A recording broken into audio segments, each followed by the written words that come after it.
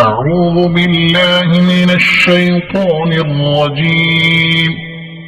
بسم الله الرحمن الرحيم. يسبح لله ما في السماوات وما في الأرض الملك القدوس العزيز الحكيم.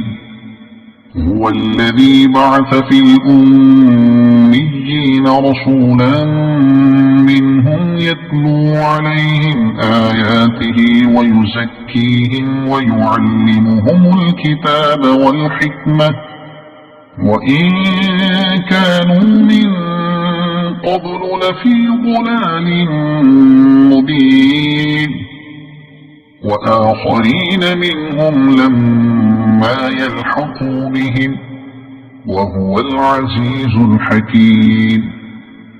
ذلك فضل الله يؤتيه من يشاء والله ذو الفضل العظيم. مثل الذين حملوا التوراة ثم لم يحملوها كمثل الحمار يحمل أسفارا بئس مثل القوم الذين كذبوا بآيات الله والله لا يهدي القوم الظالمين. قل يا أيها الذين هادوا إن زعمتم أنكم أولياء لله من دون الناس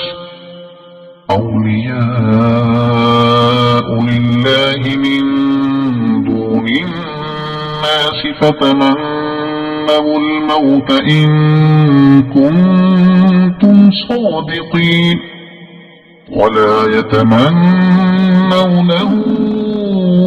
أبدا بما قدمت أيديهم والله عليم بالظالمين. قل إن الموت الذي تفرون منه فإنه ملاقيكم ثم تردون إلى عالم الغيب والشهادة فينبئكم بما كنتم تعملون. يا أيها الذين آمنوا إذا نودي للصلاة من يوم الجمعة فاسعوا إلى ذكر الله وذروا البيع ذلكم خير لكم إن كنتم تعلمون.